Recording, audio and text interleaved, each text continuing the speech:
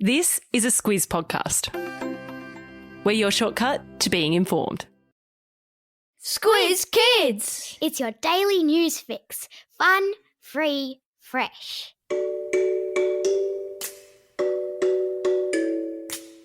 Hello and welcome back to Squiz Kids Today, your fresh take on what's happening in the world around you. I'm Bryce Corbett. It's Tuesday, October 5. In Squiz Kids Today, it's goodbye to Gladys, India's running water fix, Mercury in close-up, and koalas wearing Fitbits. That's what's making news, kids style. The lowdown. There's a famous expression that goes, "A week is a long time in politics." It means that things can change lightning fast in the world of politics, and you only have to turn your back for, say, a 2-week school holiday period, for example, or even just the weekend just gone, to discover on your return that everything is just a little bit topsy-turvy. That's certainly the case in New South Wales, the biggest state in Australia, whose Premier Gladys resigned on Friday after it was announced she was being investigated by an independent body that looks into corruption, which is a fancy way of saying doing the wrong thing with the power you've been given by voters. In a weekend filled with drama, the popular New South Wales Premier wasn't the only politician to announce her departure. Her deputy, John Barilaro, also bowed out, and another senior member of Miss Berejiklian's government, Andrew Constance, told the world he too had had enough. Here's a name you're going to hear a lot in the next few months, Dominic Perrottet. He's the man widely expected to become the new Premier of New South Wales when his party, the Liberal Party, meets to vote today. In other big news over the long weekend, the Penrith Panthers won only their third NRL premiership ever, just holding on against the South Sydney Rabbitohs in a nail-biting 14-12 grand final victory on Sunday.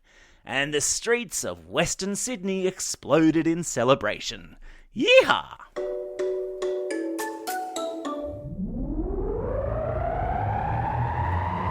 Spin the globe. Each day we give the world globe a spin and find a news story from wherever it stops. And today we've landed in India, where the government has promised to deliver clean, running water to every home in the country in the next 3 years. Wait, what?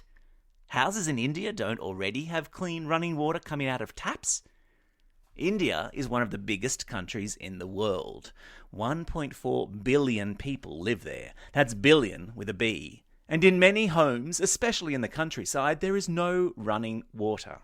And that means many millions of Indian women have to walk miles and miles every day to collect water in containers for cooking, cleaning and washing, and then walk it back to their homes, which is kind of astounding, isn't it? At the moment, only 43% of homes in rural India have running water, and the government has promised to lift that to 100% within 3 years, meaning all those women walking to get water will be able to do something more productive with their time. Hooray for that! Animal Kingdom. Hands up if you wear a Fitbit, or some other kind of wearable technology that tells you about your steps, your heart rate, and more. Guess who else does? About 40 South Australian koalas, that's who. That's right, a researcher who studies animal behaviour has recently strapped black Fitbits onto koalas at Cleland Wildlife Park in the Adelaide Hills. She tried other colours, but the koalas chewed them. And if you're wondering why these notoriously sleepy and slow animals need to know about their step count, they don't. But the researchers were worried that the drones they were using to identify and monitor the koalas were stressing them out.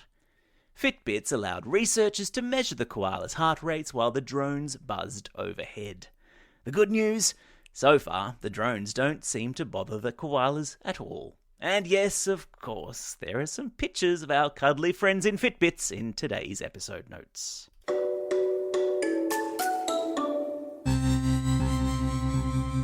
Spaced out. A spacecraft that was launched from Earth 3 years ago has just made it to the planet Mercury, the closest planet to the Sun, and completed the first part of its mission to send back to Earth for the first time really clear photos of the mysterious little planet. The Bepi-Colombo space probe flew within 200 kilometres of Mercury's surface on Friday and sent back photos of the planet's surface, which reveal what it's like to be the closest planet to the Sun, namely sun-baked and covered in pockmarks, a little bit like the surface of the Moon. Because the Bepi is flying so close to the Sun, it's covered in special heat-resistance material to cope with the extreme heat, estimated to be about 350 degrees Celsius. There are not enough quelchers in the universe to cope with that sort of heat. I've stuck a link to the cool photos of Mercury in today's episode notes. Q&A call-out. Are you someone who loves dreaming up crazy situations and inventions?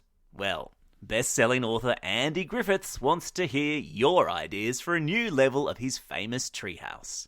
The 143-story treehouse is coming out on October 19, and Andy is already busy writing about the next 13 stories, which is where you come in.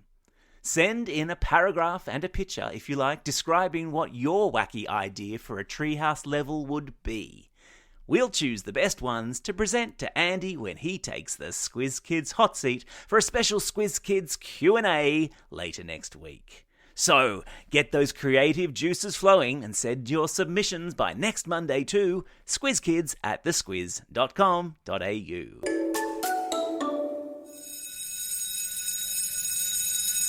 Attention all students and teachers. Today is a really special day at Squiz Kids because we're launching an exciting new project, Squiz Kids for Schools. What's that? Well, I'm glad you asked. Squiz Kids is now providing teachers with daily differentiated literacy activities, all linked to stories in the daily podcast. We'll also be producing a weekly Squiz Kids Shortcut podcast with classroom activities for that too. This week's shortcut is on the Nobel Prize, which are being awarded later this week in Sweden. Best of all, if you're keen to test out Squiz Kids for Schools, your teacher can sign up and get completely free access for the rest of this year. Just go to squizkids.com.au and follow the prompts. Frankly, you'd be mad not to. Time for the quiz. This is the part of the podcast where you get to test how well you've been listening. Question number 1. Which planet, the smallest in our solar system, has just been photographed by the Bepi-Colombo space probe? That's right, it's Mercury. Question number 2. Which cute creatures are the latest to catch on to the Fitbit craze? Yeah, they're koalas. Question number 3. Which rugby league team won this year's NRL Grand Final? You got it, it's the Penrith Panthers.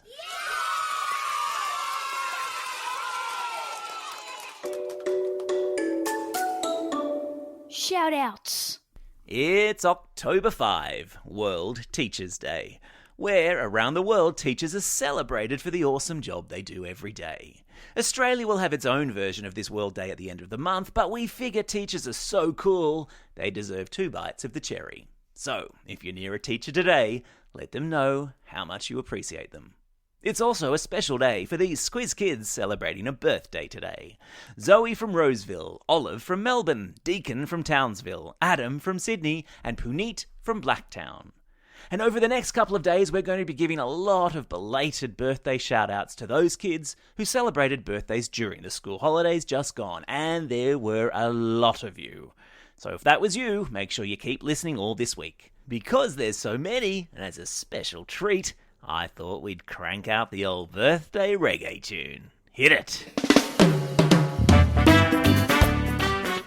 Belated birthday shout-outs today go to Astrid from Elwood, Taylor, Sabine and Gabrielle from Abbotsford, Tyler, Nevaeh and Grayson from Shoal Bay, Sam from Coogee, Xavier from Berrydale, Walt from Rose Bay, Callie from Albion Park, Henry from Bald Hill, Hayden from Broken Hill, Aidan from Carlingford, Ruby from North Kellyville, Lucas from Sydney, Oliver from Diamond Creek, Clyde from Book and Max who's listening all the way over there in Tokyo, Japan. And finally, because our friends in Melbourne, Canberra and Sydney are still in lockdown, hopefully though for not too much longer, we're sending out home learning herograms. Home learning herogram goes to Class 6M at Croydon Park Public School, Ms Kenny and Class 2K at Campbell Primary School, Miss Maloney and Class 5M at St Ives Public School, and lastly, Adelia and Alex send a herogram to the whole of Majura Primary School in Canberra and say thank you to the teachers for the magnificent home learning.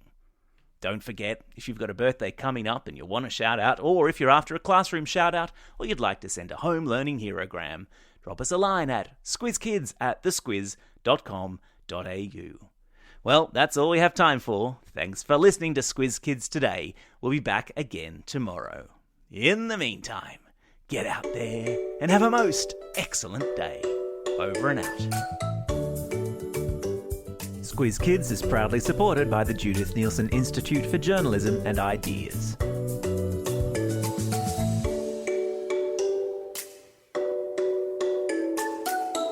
Squiz Kids! It's your daily news fix. Fun, free, fresh.